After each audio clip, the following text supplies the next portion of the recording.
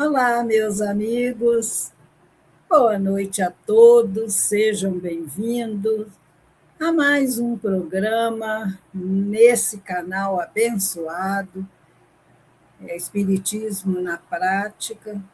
E este é o programa Palavras de Vida Eterna, que vai ao ar às terças-feiras, às 19 horas, né?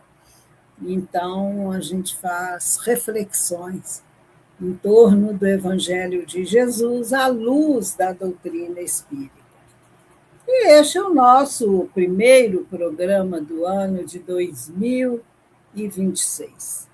E esperamos que seja um ano de muito trabalho no bem, de muita disposição, bom ânimo para fazermos reflexões e mergulharmos, né, em nosso íntimo para que nós possamos produzir bons frutos neste ano. Né? A transformação moral é fundamental para todos nós. Então, com os corações muito agradecidos a Deus, né, por Ele nos ter concedido a bênção, né, de um ano de 365 novas oportunidades de trabalho e de crescimento, nós vamos fazer a nossa prece para iniciarmos as nossas reflexões. Querido Mestre Jesus, amor maior de nossas vidas, aqui nos encontramos, Senhor, nos sintonizando contigo pelo pensamento e queremos agradecer por todas as bênçãos que nós recebemos do teu amor e que a tua paz, Senhor, se faça em nossos corações, em nossos lares, e nos corações e nos lares de todos os nossos irmãos em humanidade. Que nós possamos aproveitar bastante este novo tempo que nos está sendo concedido. E que nós queremos agradecer também, e principalmente a Deus nosso Pai, pela vida infinita, e pedir a Ele que derrame o seu amor sobre toda a humanidade. Abençoa o nosso esforço, Senhor, abençoa este canal, abençoa todos os nossos irmãos que se propõem a divulgar o teu evangelho, a tua doutrina, a tantos corações tão sofridos, tão distantes de ti, Jesus. Que a tua paz, que a tua inspiração se faça para todos nós. E é em teu nome, em nome de Deus, de Maria Santíssima e dos bondosos amigos espirituais, que nós estamos iniciando as nossas reflexões desta noite, te rogando que a tua paz esteja conosco, Senhor. Que assim seja. Então, a nossa reflexão de hoje é uma passagem evangélica muito interessante que é relatada por Lucas em seu evangelho, no capítulo 6, versículos 6 a 11, em que Lucas nos conta. É a passagem da cura de Jesus, que Jesus proporciona a um homem que tinha a mão mirrada, ou seja, a mão seca, a mão magra, né? E a mão é um instrumento de trabalho, né? E aquele homem padecia com, com esse problema da mão direita que ele não conseguia utilizar. E essa passagem da cura, né, deste homem é considerada em várias interpretações religiosas como um milagre. Mas o Espiritismo interpreta de forma diferente, porque a gente entende, o Espiritismo entende que o fato, né, foi aceito como milagroso porque era algo incomum, algo excepcional. E porque a teologia ignora, né, o caráter das manifestações espirituais. Então, a teologia acredita que a cura operada por Jesus derroga as leis da natureza. Daí ela ser vista como um milagre. Mas nós vamos ver que, com a visão espírita, não é bem isso que acontece.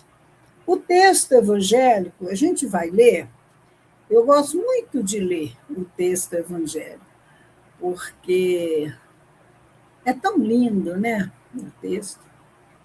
Lucas relata assim: e aconteceu também, em outro sábado, que entrou na sinagoga e estava ensinando. E havia ali um homem que tinha a mão direita mirrada. E os escribas e fariseus atentavam nele se o curaria no sábado, para acharem de que o acusar. Mas ele, conhecendo bem os seus pensamentos, disse ao homem que tinha a mão mirrada: levanta-te e fica em pé no meio. E levantando-se ele, ficou em pé. Então Jesus lhes disse: uma coisa vos hei de perguntar. É lícito nos sábados fazer bem ou fazer mal? Salvar a vida ou matar? E olhando para todos ao redor, disse ao homem: estende a mão. E assim ele o fez, e a mão lhe foi restituída sã como a outra. E ficaram cheios de furor, e uns com os outros conferenciavam sobre o que fariam a Jesus. Então, essa cura realizada por Jesus é bastante intrigante. Não pelo fato dela ter ocorrido num dia de sábado, que pela tradição judaica era um dia que era dedicado exclusivamente às atividades religiosas. Mas não por esse fato, mas pela recuperação de uma recuperação física de uma mão paralítica, que a gente tem cuidado, porque senão vira uma mão, né? Uma mão paralítica, uma mão mirrada, atrofiada, né? Por um longo tempo, por não ter sido usada, e que ficou completamente sadia como a outra, que o evangelista fala. A mão lhe foi restituída sã como a outra. Os religiosos, né, de uma forma geral, classificariam essa cura como um ato milagroso, porque para eles, milagre implica a ideia de um fato extranatural, né? E é uma derrogação das leis, né, nesse sentido teológico. E é por esse meio dos milagres que Deus manifesta o seu poder. Kardec esclarece, porém, no livro A Gênese, no capítulo 13, no item 1, e no capítulo 14, dos fluidos, também no item 1, que o milagre deve ser entendido apenas no sentido de que algo admirável, extraordinário havia acontecido, e jamais como uma derrogação das leis naturais. E Kardec, analisa que um dos caracteres do milagre propriamente dito é o ser inexplicável, né? Não tem explicação, é um milagre. E de ser insólito, isolado, excepcional. Essa é a explicação de Kardec. E a gente fica pensando que assim, a clareza do Espiritismo, dessa fé raciocinada, né, que nos possibilita enxergar os fatos, as coisas, de uma outra maneira, né, muito mais profunda, muito mais lógica, muito mais racional. E eu me lembro de Hippolyte Léon Denis Rivaio, que ele conta, né, no livro Obras Póstumas, no capítulo A Minha Primeira Iniciação no Espiritismo, ele conta ali que quando começaram a acontecer esses fenômenos das mesas girantes, falantes, que os seus amigos magnetizadores vieram contar a ele essa novidade. E ele, um magnetizador, né, que entendia das leis, ele diz o seguinte: existem leis que nós conhecemos e que empregamos e que permitem que se magnetizem pessoas, mas magnetizar objetos pode ser que tenha uma lei que nós desconhecemos, não é? E que possibilite essa magnetização, essa vida factícia, né, que eles davam às mesas. Então, você vê o raciocínio lógico de Kardec, mostrando que aquilo ali não tinha nada de excepcional, tinha alguma lei que eles não conheciam que explicavam aqueles fenômenos. E ele, da segunda vez que vieram falar com ele, ele falou, mas mesa não tem cérebro, que falaram, né, que as mesas estavam respondendo perguntas, e ele disse, mas mesa não tem cérebro, mesa não tem nervo, não é?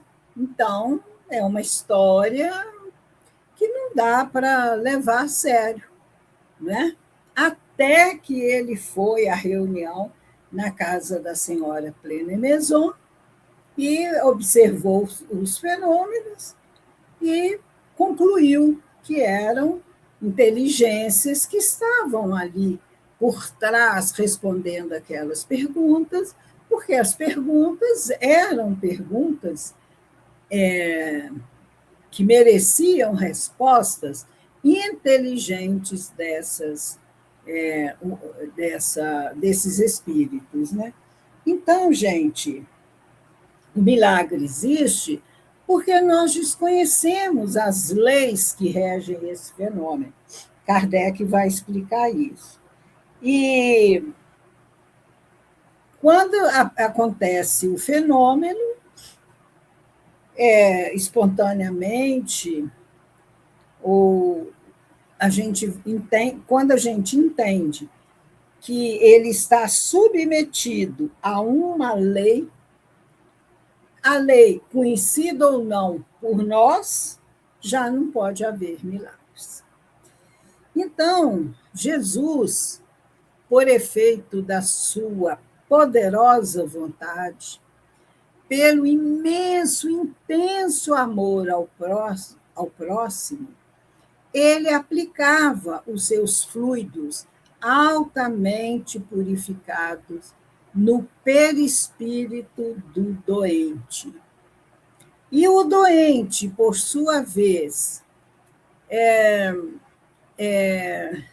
firmes, né, na confiança no Senhor, em Jesus, ele se tornava receptivo à ação curativa, que foi o caso de tantos que Jesus curou, e o mais assim significativo foi o da mulher hemorroíça, né?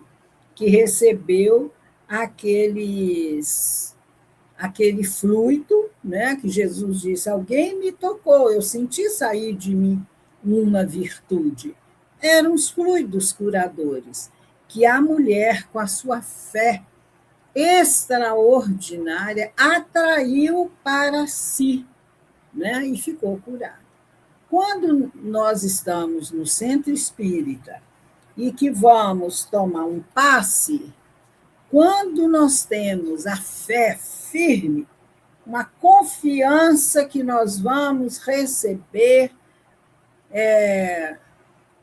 aquela cura, aquele benefício, nós nos colocamos na condição de receptores. Então, nós atraímos para nós os fluidos curativos ou curadores, né? E somos beneficiados. Essas curas, né, do Evangelho sempre despertaram um interesse muito grande. Mas, não só pela natureza, né, desses acontecimentos, mas pelo impacto que provocavam na população, nos grupos religiosos. E até hoje, muitos estudiosos do Evangelho procuram respostas, né, para essas curas realizadas por Jesus. Então, eles procuram ter uma resposta racional para algumas questões, como, por exemplo, como que Jesus operava, como os fatos se desenvolviam, qual a metodologia utilizada e como eram trabalhadas e aplicadas essas medidas terapêuticas. E a doutrina espírita nos oferece explicações claras, explicações objetivas sobre o assunto, desde que se estude a respeito, né, dos fluidos do perispírito, do pensamento e da vontade. E isso no livro A Gênese, no livro dos Espíritos e em outras obras da codificação, nós encontramos explicações extraordinárias sobre o fluido cósmico universal, que é esse fluido que está presente em todo o universo. Todas as coisas têm origem nesse fluido cósmico, né? E também estudando o perispírito, que é um dos derivados do fluido cósmico, né? É o corpo espiritual que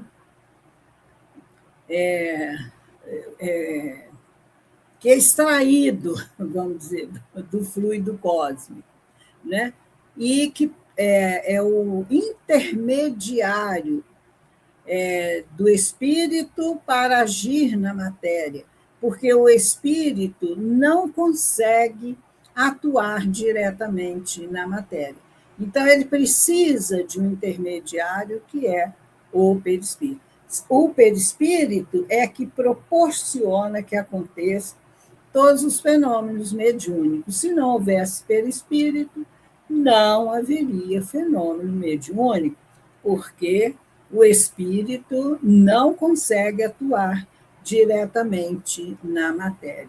E o estudo do pensamento, que é fundamental para a nossa vida. O pensamento cria, o pensamento tem uma força extraordinária. Nós temos que conhecer.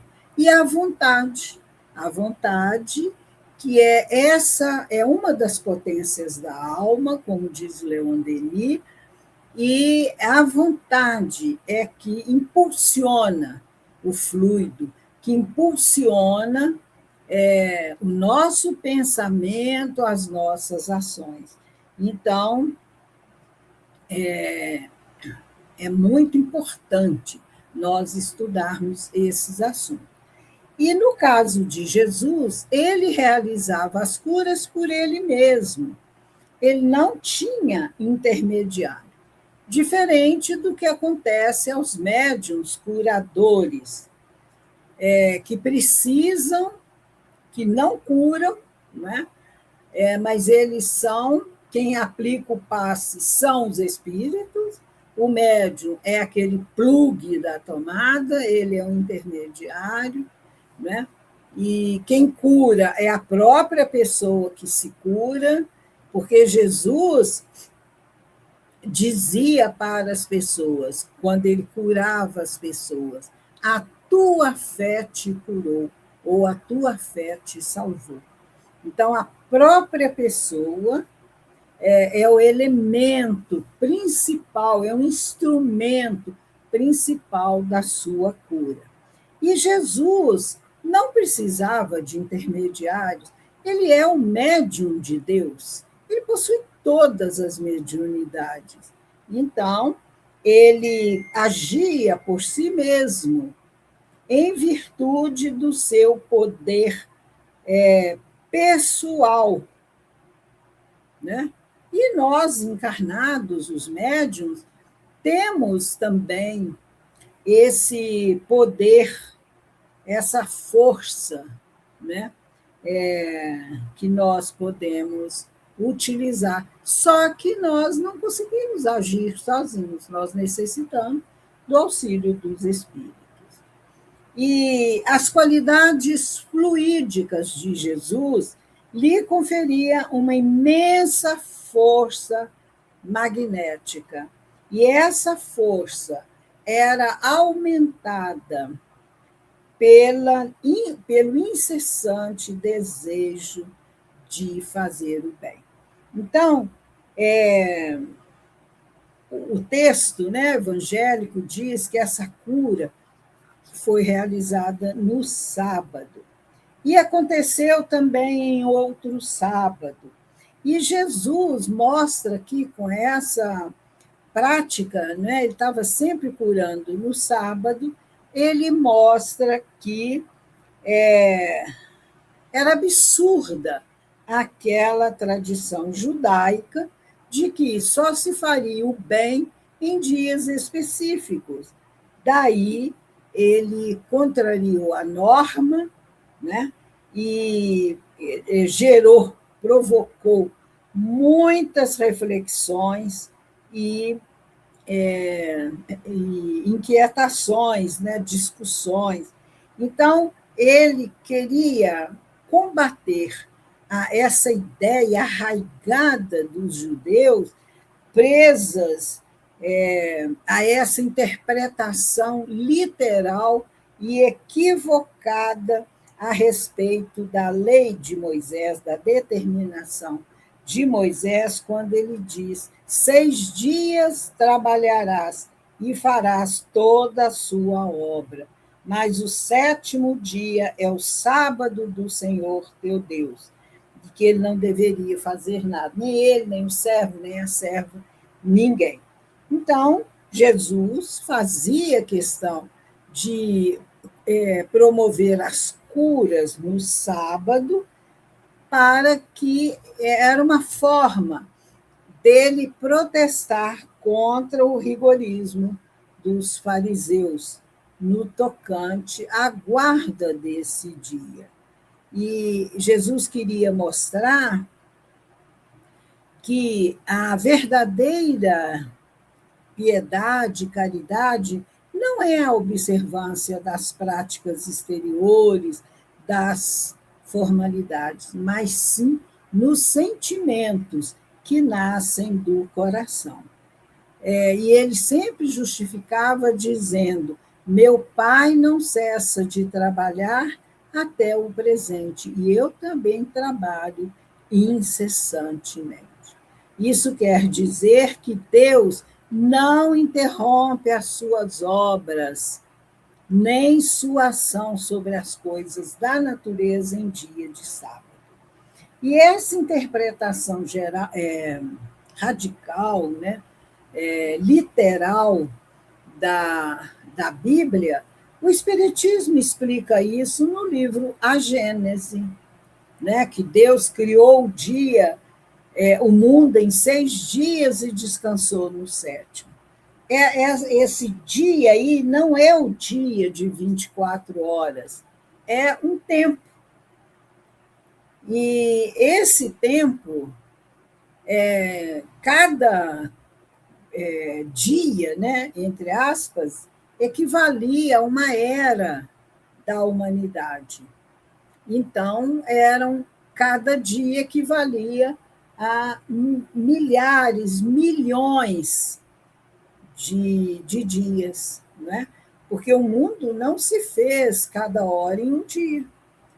Então, leiam na Bíblia a Gênese mosaica, que Kardec explica ali muito bem o que significa cada dia dessa criação.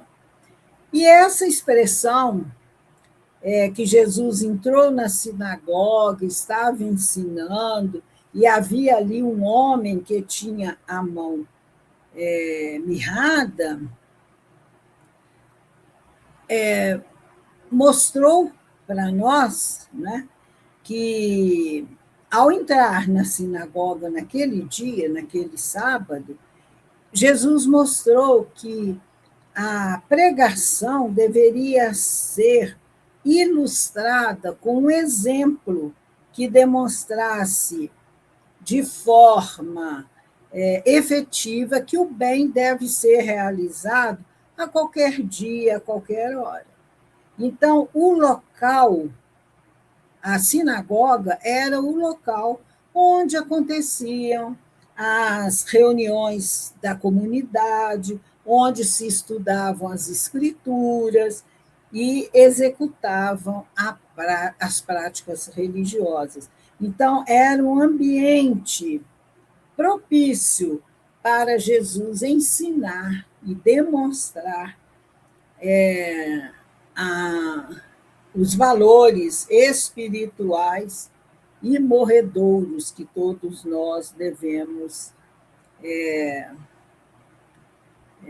praticar, né? E essa mão mirrada desse homem, e aqui o evangelista é específico, porque ele fala que a mão direita, né? A mão é o nosso instrumento de trabalho. Nós necessitamos da mão. E a maioria de nós usa a mão direita, né, para trabalhar. Então, esse destaque que o evangelista dá à mão direita deve deve ter algum significado especial. Talvez aquele homem necessitasse, pelo trabalho que ele fazia, da mão direita, né? E com aquela mão daquele jeito, estava sendo prejudicado, né? E uma outra coisa interessante que nós aprendemos aqui é que Jesus disse a frase: levanta-te e fica em pé no meio. Então, levanta-te, ou seja,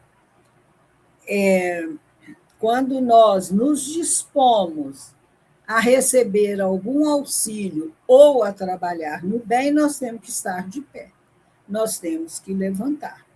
A outra passagem evangélica do Bartimeu, né, o filho de Timeu, que estava lá à beira do caminho, quando ele gritou, pedindo ajuda a Jesus, Jesus, filho de Davi, tem misericórdia de mim, Jesus disse para os discípulos, trazei-o aqui. Ou seja, que ele se levante daquela acomodação, daquele comodismo em que ele ficou a vida inteira e venha até aqui. Então, é necessário se erguer, né, da acomodação em que muitas vezes nós estamos para receber o auxílio que nós necessitamos. E Jesus disse, fica em pé no meio.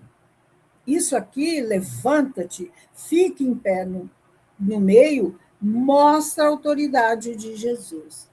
A autoridade de quem sabe o que faz, que conhece perfeitamente a situação e sabe de suas implicações. E também é uma instrução que coloca o necessitado numa posição de reerguimento, igual eu disse, físico e espiritual, que são necessários e favoráveis a essa concretização da cura.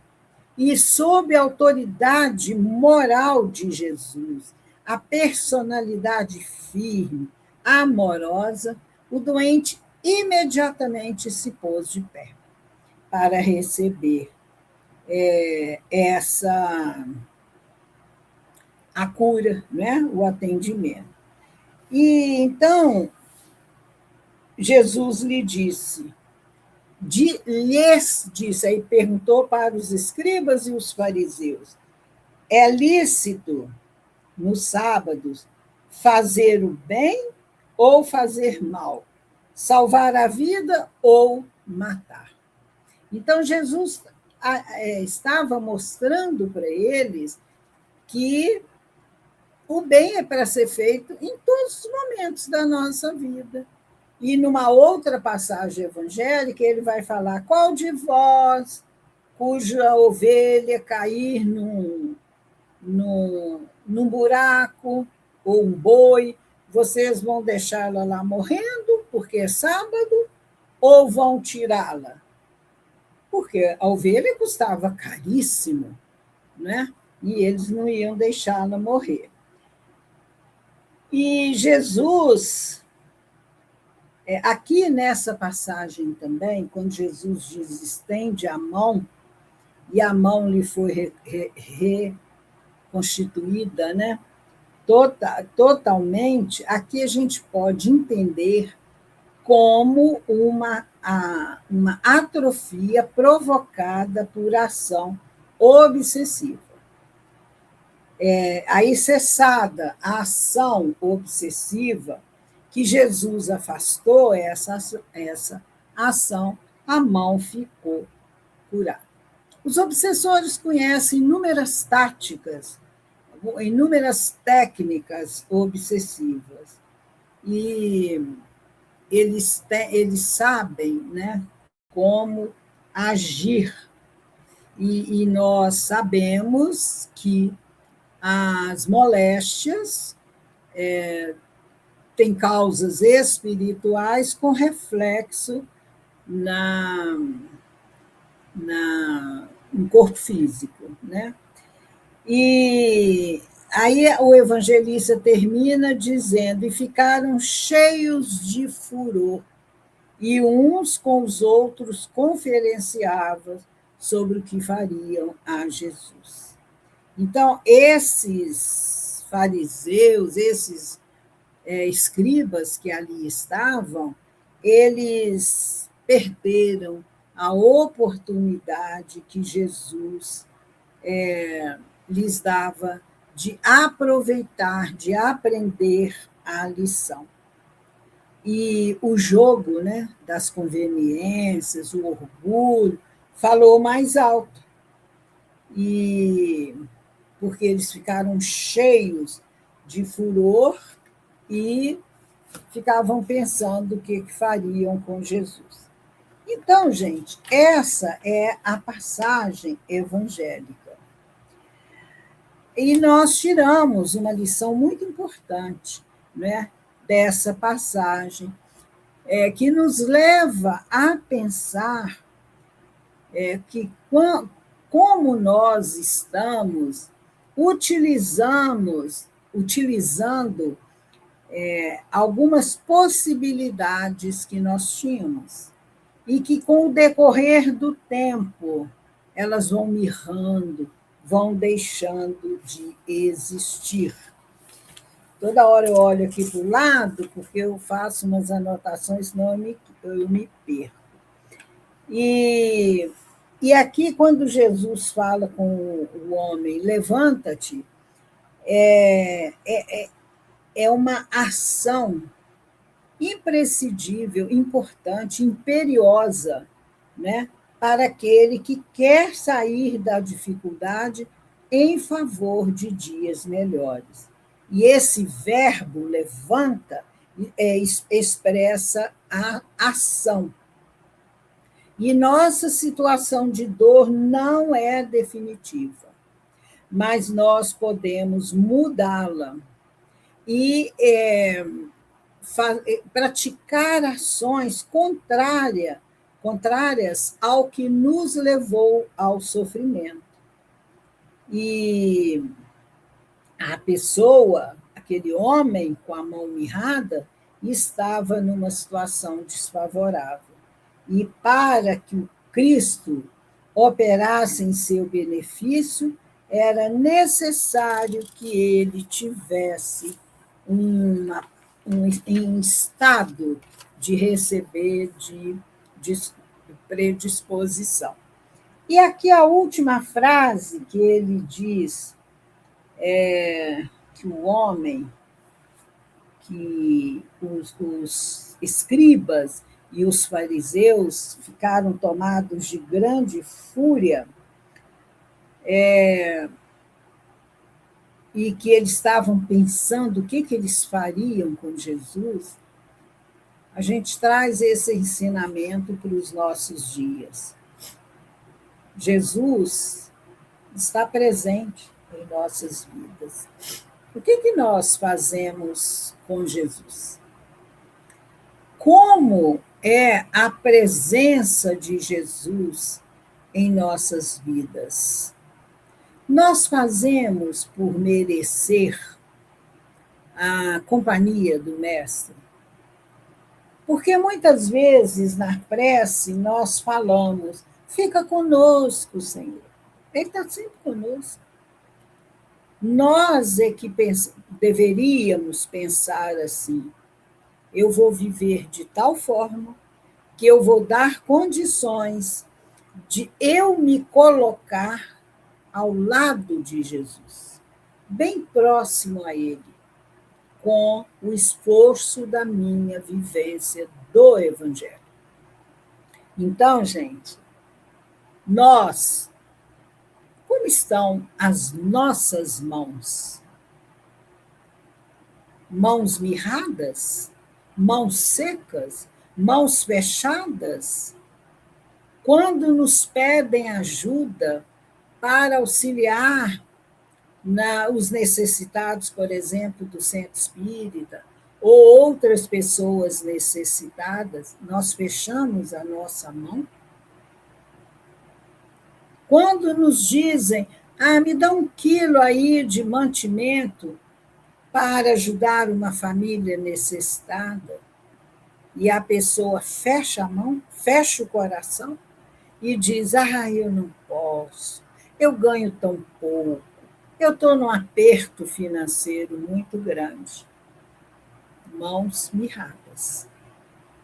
Ao invés de nós estendermos as mãos para auxiliar o próximo, nós fechamos as mãos, fechamos o coração. E aí, como é que nós ficamos?